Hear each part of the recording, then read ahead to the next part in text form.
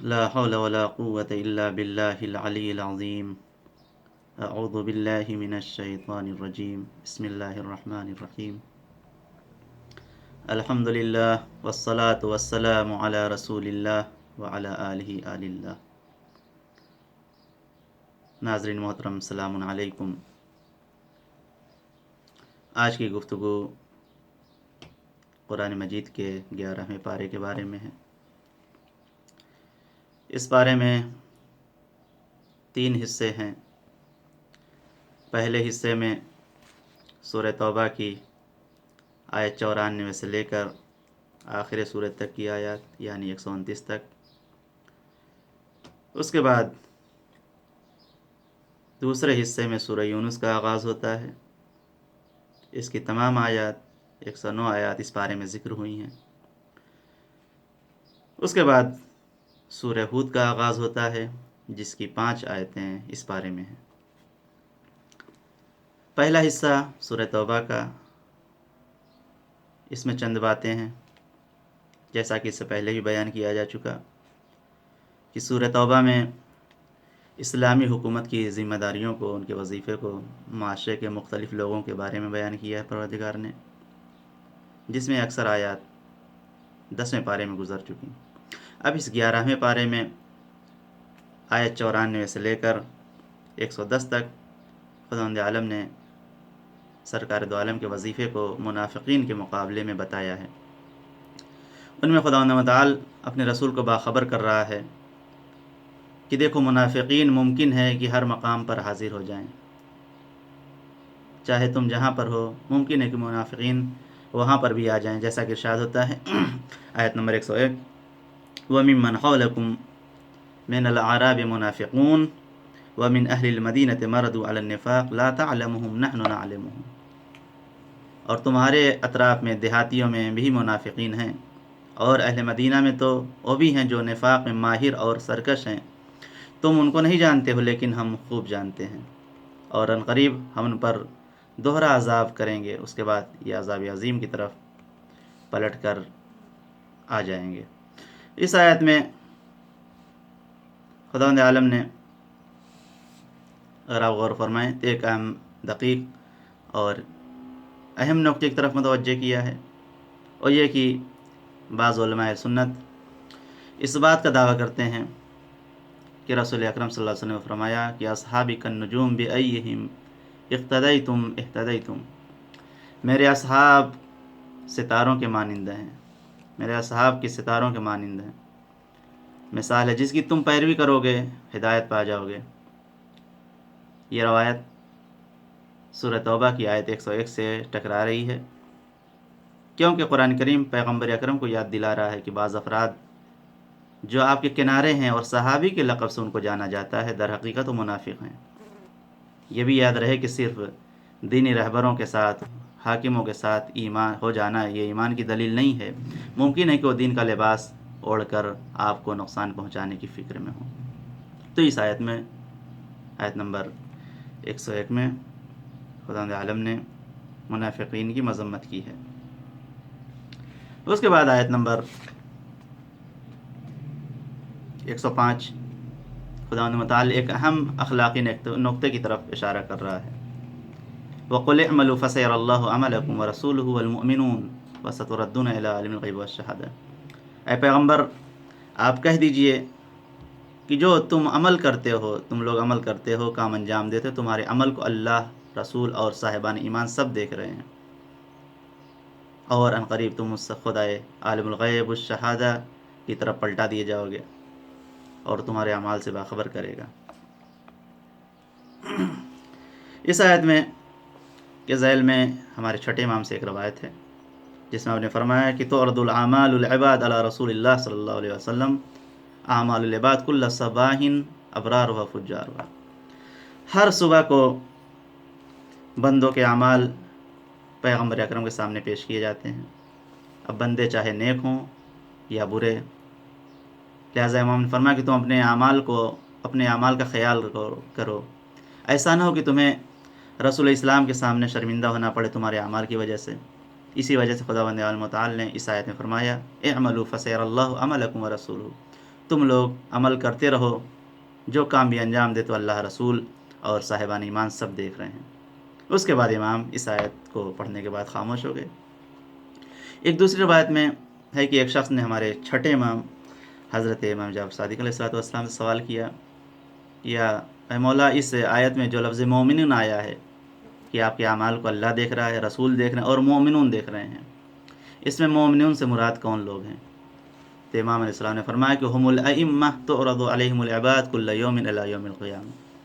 مومنون سے مراد اس آیت میں ہمارے اور آپ کے ائمہ معصومین علیہ الصلوۃ والسلام ہیں کہ جس کے سامنے ہر روز قیامت تک بندوں کے اعمال پیش کیے جاتے رہیں گے اور کیے جاتے رہیں گے۔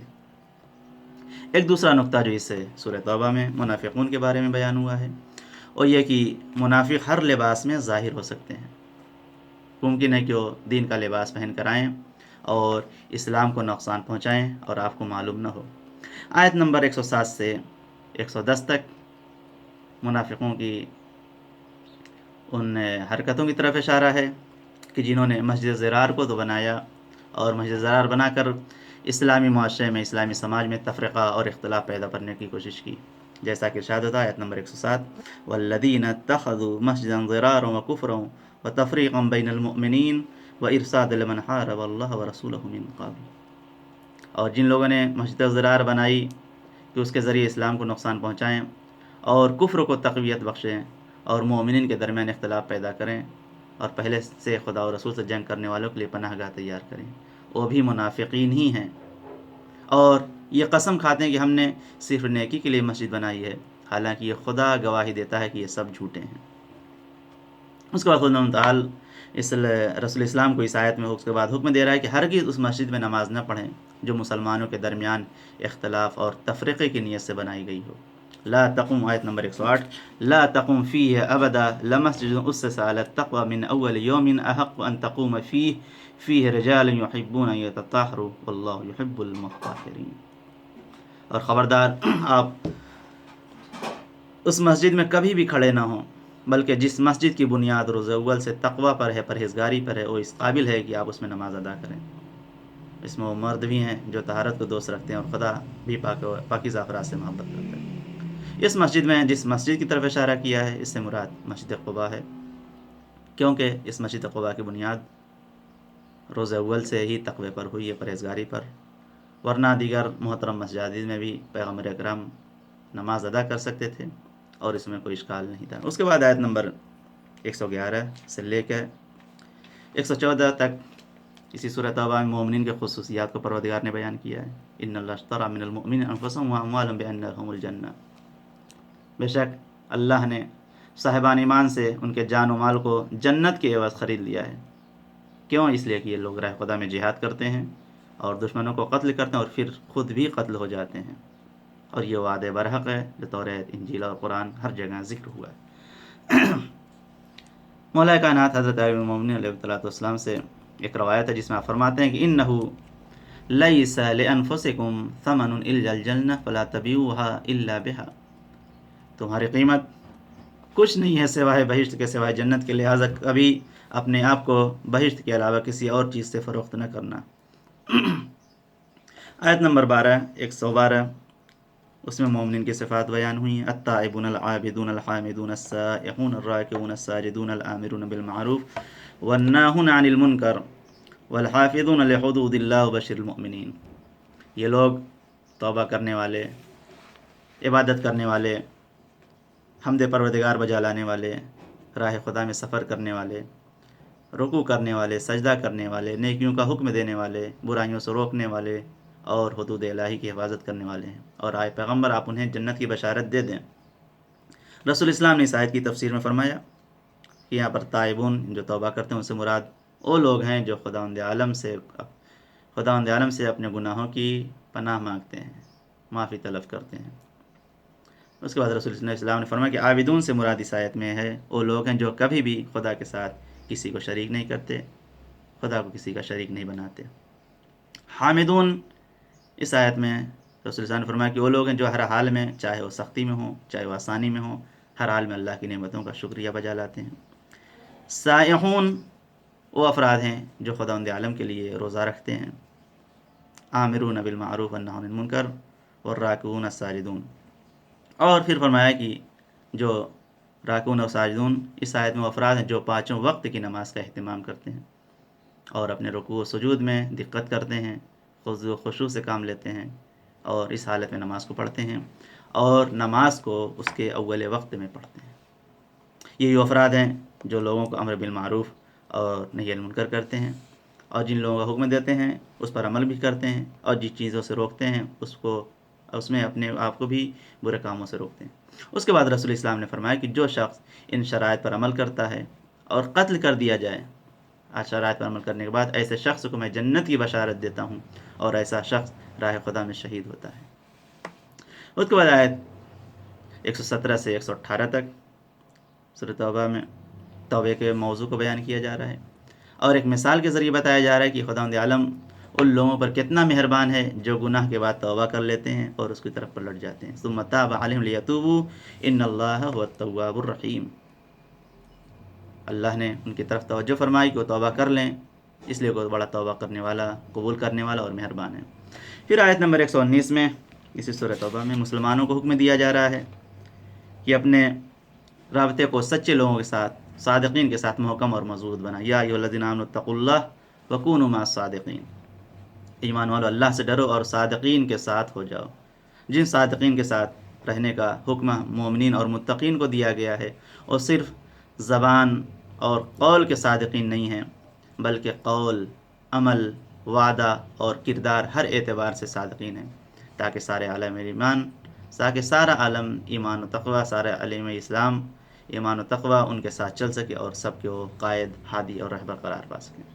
आयत नंबर 120 में इसी सूरह तौबा में मोमिनीन की एक अहम वजीफ़े की तरफ इशारा है कि जिसकी बिना पर मोमिनीन कराम को अपनी जान को पैगम्बर अकरम और हुज्जत खुदा से ज़्यादा अहम और अज़ीज़ नहीं समझना चाहिए। आयत नंबर 120, मा कान लिअहलिल मदीना व मन हौलहुम मिनल अअराब अन यतखल्लफू अन रसूलिल्लाह। मदीना या उसके अतराफ़ के देहातियों को यह हक़ हासिल नहीं है कि वो रसूल खुदा से अलग हो जाएं या अपने नफ्स को उनके नफ्स से ज़्यादा अज़ीज़ और अहम समझें। इस आयत में लफ्ज़ मदीना सिर्फ मिसाल के तौर पर परवरदिगार में इस्तेमाल किया है, वरना इस्लाम की मदद और रसूल इस्लाम की नुसरत हर मुसलमान का फ़र्ज़ है, वो किसी भी शहर या देहात का रहने वाला हो, और इसमें कोई ज़हमत भी नहीं है। जब खुदा मुताल हर अमल पर अजर व सवाब देने वाला है, तो फिर अमल करने में क्या हरज है। आयत नंबर 122 इसी सूरह तौबा मोमिन की एक दूसरी ज़िम्मेदारी इशारा हो रहा है कि दीन शनासी राह खुदा में जिहाद के साथ है। लिहाजा मोमिनीन को चाहिए कि दुश्मनों से जंग करने के साथ साथ अहकाम, दीनी मसाइल, शरई मसाइल को भी सीखें। असबग बिन नबाता कहते हैं, जो मौलाए कायनात के साबित है, फरमाते हैं कि एक दिन मौलाए कायनात ने मस्जिद कूफा के मिंबर पर बैठकर ताजिरों और बाज़ारियों से खिताब करके फरमाया, या माशत तुज्जार अल्फ़िक़ तुम्मल मतजर, अल्फ़िक़ तुम्मल मतजर, अल्फ़िक़ तुम्मल मतजर। ऐ ताजिरों, पहले मामलात और ख़रीद व फ़रोख्त के अहकाम सीखो, फिर तजारत करो। और इस जुमले को मौला ने 3 मरतबा तकरार फरमाया, रिपीट फरमाया कि ऐ ताजिरों, तुम पहले अहकाम को सीखो, ख़रीद व फ़रोख्त के, उसके बाद फिर तजारत करो, बिज़नेस करो। हमारे छठे इमाम ने दीनी अहकाम याद करके नेक्स्ट सिलसिले में फरमाया है, अलैकुम बित्तफ़क़्क़ु फ़ी दीनिल्लाह वला तकूनू आराबा। तुम पर दीन खुदा के अहकाम को सीखना ज़रूरी है, लाजिम है, उससे अजनबी ना बनो, ना आगाह ना बनो, क्योंकि जो शख्स दीन खुदा को नहीं सीखेगा और नहीं समझेगा, खुदावंद आलम ऐसे शख्स को रोज़ क़यामत लुत्फ़ और रहमत की निगाह से नहीं देखेगा और उसके अमाल को पाक व पाकीज़ा नहीं करेगा। आयत नंबर 124 में आखिर सूरह में इंसानी दिलों पर कुरान के असरात और नताइज को बयान किया जा रहा है। वइज़ा मा उन्ज़िलत सूरह फ़मिनहुम मन यक़ूलु अय्युकुम ज़ादतहु हाज़िही ईमाना फ़अम्मा लज़ीना आमनू फ़ज़ादतहुम ईमाना व हुम यस्तबशिरून। अब जब कोई सूरह नाजिल होता है तो उनमें से बाज़ लोग ये तंज़ करते हैं कि तुम में से किसके ईमान में इजाफ़ा हो गया है। तो याद रखें कि जो ईमान वाले हैं उनके ईमान में इजाफ़ा होता है और वो खुश भी होते हैं। उसके बाद आयत 125 में फरमाया कि जिनके दिलों में मरज़ है, उनके मरज़ में सूरह ही से इजाफ़ा हो जाता है और वो कुफ्र की हालत में मर जाते हैं। आयत नंबर 128 पैगम्बर इस्लाम की एक रूही और अखलाक़ी خصوصیت اور صفت کی طرف اشارہ ہے کہ لقد جاءکم رسول من انفسکم عزیز علیہ ما عنتم حریص علیکم بالمؤمنین رؤوف الرحیم، یقیناً تمہارے پاس وہ پیغمبر آیا ہے جو تم ہی میں سے ہے اور اس پر تمہاری ہر مصیبت شاق ہوتی ہے اور تمہاری ہدایت کے بارے میں حرص رکھتا ہے اور مومنین کے حال پر شفیق اور مہربان ہے۔ اس آیت میں بتایا گیا ہے پیغمبر اکرم ایک درد مند دل رکھتے ہیں اور لوگوں کے درد کو اپنا درد سمجھتے ہیں، ہدایت کے بارے میں حریص ہیں اور رحمت للعالمین ہونے کے علاوہ مومنین کے حال پر خصوصی مہربانی رکھتے ہیں۔ منافقین سے البتہ کوئی رابطہ نہیں ہے اور ان کے مقابلے میں خداوند متعال کی طاقت پر اعتماد کرتے ہیں، کیونکہ وہی کافی ہے، وَمَن يَتَوَكَّلْ عَلَى اللَّهِ فَهُوَ حَسْبُهُ۔ اس کے بعد سورہ توبہ کے اختتام کے بعد سورہ یونس کا آغاز ہوتا ہے۔ یہ سورہ مکی ہے، اس میں ٹوٹل 109 آیتیں ہیں جو اس 11ویں پارے میں مکمل طور پر آئی ہیں، اور اس سورہ کو جناب یونس کے نام سے موسوم کیا گیا ہے۔ اور آپ جانتے ہیں کہ حضرت یونس علیہ السلام کا نام قرآن کریم میں 4 جگہوں پر سورہ نساء، سورہ انعام، سورہ یونس اور سورہ صافات میں صراحتاً یونس آیا ہے، اور لفظ یونس کے ساتھ ان 4 سوروں میں یاد کیا گیا ہے، اور 2 جگہ سورہ یونس سورہ اور قلم میں اللہ نے ان کا ذکر اس سورہ میں اور سورہ قلم میں ان کا ذکر مچھلی اور صاحب الحوت یعنی مچھلی والے نبی کے نام کے اور اس صفت کے ساتھ اس کو 2 سوروں میں جانا ہے۔ یہ سورہ ایسے حالات میں نازل ہوا جب مشرکین مکہ قرآن کے اوپر بہت اعتراض کر رہے تھے، اسی لیے بعد آیات میں مشرکین کے سوالات اور ان کے اعتراضات کا جواب دیا گیا ہے۔ مشرکین کا ایک اعتراض یہ تھا کہ یہ کیسے ممکن ہے کہ ایک شخص ہم ہی لوگوں میں سے ہو، ہم ہی لوگوں جیسا ہو اور وہ خدا سے رابطہ کرے اور نتیجے میں اس کے اوپر قرآن یا وحی نازل ہو جائے۔ آیت نمبر 2 سورہ یونس، اکان للناس عجبا ان اوحینا الی رجل منهم ان انذر الناس وبشر الذین آمنوا ان لهم قدم صدق عند ربهم۔ کیا یہ لوگوں کے لیے یہ بات عجیب ہے کہ انہیں میں سے ایک مرد پر ہم یہ وحی نازل کر دیں کہ لوگوں کو عذاب سے ڈراؤ اور صاحبان ایمان کو بشارت دے دو، ان کے لیے پروردگار کی بارگاہ میں بلند ترین درجہ ہے، مگر یہ کافر کہتے ہیں کہ یہ کھلا ہوا جادوگر ہے۔ آیت نمبر 12 میں انسانوں کی حقیقت کی طرف اشارہ ہے کہ جب اسے کوئی نقصان ہوتا ہے، ضرر ہوتا ہے تو ہم کو یعنی خداوند عالم کو یاد کرتا ہے، اور جب مصیبت دور ہو جاتی ہے، ٹل جاتی ہے، تو پھر خدا کو بھول جاتا ہے۔ یہ انسان کی حقیقت اور اس کے مزاج کی طرف اشارہ ہو رہا ہے۔ وَإِذَا مَسَّ الْإِنسَانَ الضُّرُّ دَعَانَا لِجَنبِهِ أَوْ قَاعِدًا أَوْ قَائِمًا۔ انسان کو جب کوئی مصیبت آتی ہے تو اٹھنے بیٹھنے کروٹیں بدلتے ہوئے پروردگار عالم کو پکارتا ہے، اور جب وہ مصیبت دور ہو جاتی ہے تو یوں گزر جاتا ہے جیسے کبھی ہم نے ان کو دیکھا ہی نہیں یا کبھی ہم کو پکارا ہی نہیں۔ انسان اگر آپ غور فرمائیں تو ایک عجیب و غریب مزاج کی مخلوق ہے کہ جب حالات سے عاجز آ جاتا ہے تو بدترین عذاب کی دعا کرنے لگتا ہے اور مرنے کے لیے تیار ہو جاتا ہے، جس طرح کفار نے آسمان سے پتھروں کی بارش کی دعا کی، اس کے بعد جب عذاب شروع ہو گیا تو اس کو ٹالنے کی دعا کی، پھر جب عذاب دور ہو جاتا ہے تو اپنے پروردگار سے اس طریقے سے انسان منہ پھیر لیتا ہے جیسے اسے پہچانتا ہی نہیں تھا اور اسے کوئی تعلق نہیں ہے۔ بندوں کے بارے میں تو احسان فراموشی سمجھ میں آتی ہے کہ انسان یہ سوچ سکتا ہے کہ اب آئندہ اس انسان سے ہمارا کوئی واسطہ نہیں پڑے گا، ہمارا کوئی کام نہیں پڑے گا، جس طرح عام حالات میں ہوتا رہتا ہے اور آپ مشاہدہ بھی کرتے رہتے ہیں۔ لیکن پروردگار عالم سے تو انسان کسی وقت بھی کسی حالت میں بھی بے نیاز نہیں ہو سکتا۔ آیت نمبر 15 میں پھر خداوند عالم ایک دوسرا اعتراض بیان کر رہا ہے مشرکین کا، اور یہ کہ مشرکین پیغمبر اسلام سے تقاضا کرتے تھے کہ یہ قرآن کریم کو بدل دیں اور دوسرا قرآن لائیں۔ آیت نمبر 15 میں اس بات کی طرف وضاحت کی گئی ہے، جیسا کہ آج بعض دنیا کے مستکبرین یہ اعتراض کرتے ہیں کہ اگر قرآن میں سے جہاد سے متعلق آیات حذف ہو جائیں تو قرآن کو ہم ایک اچھی کتاب سمجھنے لگیں گے، جب کوئی اس بات کو نہیں سمجھتے یہ قرآن کریم ایک ایسی کتاب ہے جس میں انسان کی تمام ضرورتوں کو بیان کیا گیا اور اس میں تمام حاجتیں ضرورتیں انسان کی پوشیدہ ہیں، اور یہ پوری کتاب قابل استفادہ ہے اور انسانوں کے لیے ہدایت ہے۔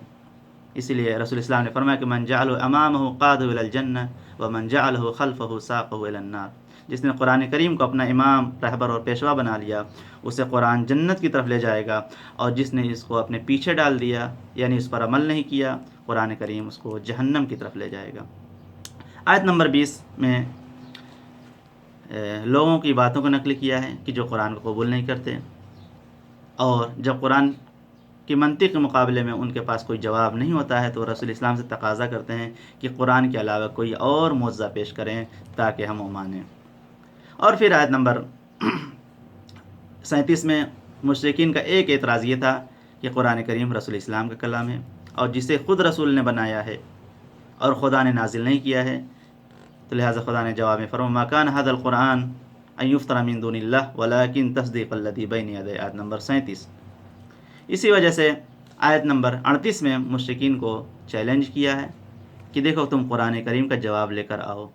آیت نمبر 38 ام یقولون افترا قل فأتوا بعشر صور قل فأتوا بسورۃ مثلہ وادعوا من استطعتم من دون اللہ۔ اس سورہ کے دوسرے حصے میں آیت نمبر 57 سے لے کے 109 تک خداوند عالم قرآن کریم کی خصوصیت کو بیان کر رہا ہے، کہ جس میں ایک اہم آیت نمبر 57 ہے۔ ارشاد ہوتا ہے یا ایھا الناس قد جاءتکم موعظۃ من ربکم وشفاء لما فی الصدور وہدی ورحمۃ للمؤمنین۔ اے لوگو، تمہارے پاس پروردگار کی جانب سے نصیحت اور دلوں کی شفا کا سامان اور ہدایت اور صاحبان ایمان کے لیے رحمت قرآن آ چکا ہے۔ خداوند عالم نے اس آیت میں قرآن کریم کی 4 خصوصیت بتائی ہے کہ یہ صاحبان فہم کو نصیحت کرتا ہے، دوسرے دلوں کے بیمار کو شفا دیتا ہے، تیسرے بہکے ہوئے دلوں کو، گمراہ دلوں کو ہدایت دیتا ہے، اور چوتھی چیز صاحبان ایمان کے لیے باعث رحمت ہے، باعث مغفرت ہے۔ اور ظاہر ہے کہ ایسی صفتوں والی کتاب فضل و رحمت الہی کا نتیجہ ہو سکتی ہے، لہٰذا اس کے نزول پر مومنین اسلام کو خوش ہونا چاہیے، اور اس کے مقابلے میں یاد رکھنا چاہیے کسی بھی مال کی، کسی بھی دولت کی کوئی حیثیت نہیں ہے۔ آیت نمبر 61 میں کہا گیا خداوند تعالی ہمارے قرآن کریم پڑھنے کا گواہ ہے، وما تکون فی شان وما تتلو منہ من قرآن ولا تعملون من عمل الا كنا علیکم شہیدا اذ تفیضون فیہ۔ اس کے بعد آیت نمبر 71 سے لے کر 93 تک اسی سورہ یونس میں بعض نبیوں کے زندگی کے حالات بیان ہوئے ہیں۔ آیت نمبر 73 میں حضرت نوح کے بارے میں ارشاد ہوتا ہے فنجیناہ ومن معہ فی الفلک، ہم نے نوح علیہ السلام اور ان کے ساتھیوں کو کشتیوں میں نجات دے دی۔ حضرت نوح علیہ السلام نے اپنی قوم کو دعوت دی، انہوں نے بات نہیں مانی، سوائے کچھ لوگوں کے۔ خدا نے ماننے والوں کو نوح کی کشتی میں محفوظ کر دیا، اور باقی سب جو نافرمان تھے انہیں پانی میں غرق کر دیا۔ یہاں پر یہ نقطہ بھی قابل غور ہے کہ رسول اسلام نے بھی اپنی امت کی نجات کے لیے اپنے اہل بیت کو سفینہ اور کشتی کی مثال دی ہے، اور سفینہ قرار دیا اہل بیت کو، اور اس میں سوار ہونے والے کی نجات کی ضمانت لی ہے۔ پھر اس کے بعد حضرت موسیٰ ہارون کے واقعے کی طرف اشارہ ہے، پھر حضرت یونس علیہ السلام کا اسی پارے میں ذکر ہوا ہے۔ پھر آیت نمبر 108 میں قرآن کریم کی پیروی کرنے والے کو بتایا گیا کہ یہ قرآن کریم کی اگر کوئی انسان پیروی کرتا ہے تو انسان کو یہ قرآن نجات دلا سکتا ہے، اور انسان دنیا میں بھی اور آخرت میں بھی قرآن کریم سے کامیاب ہو سکتا ہے۔ ارشاد ہوتا ہے آیت نمبر 108 یا ایھا الناس قد جاءکم الحق من ربکم فمن اہتدی فانما یہتدی لنفسہ ومن ضل فانما یضل علیہا وما انا علیکم بوکیل۔ اے پیغمبر، آپ کہہ دیجئے کہ تمہارے پاس پروردگار عالم کی طرف سے حق آ چکا ہے، اب جو ہدایت حاصل کرے گا وہ اپنے فائدے کے لیے کرے گا، اور جو گمراہ ہو جائے گا اس کا نقصان بھی اسی کو ہوگا، اور میں تمہارا ذمہ دار نہیں ہوں۔ عزیزو، یہ وہ باتیں تھیں جو خداوند عالم نے 11ویں پارے میں بیان فرمائی ہے۔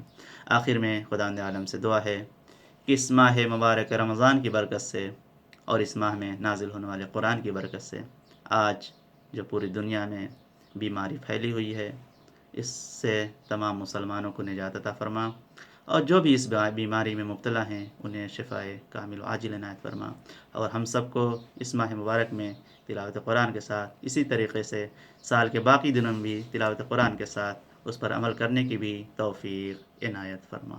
السلام علیکم ورحمۃ اللہ وبرکاتہ، وآخر دعوانا ان الحمد للہ رب العالمین۔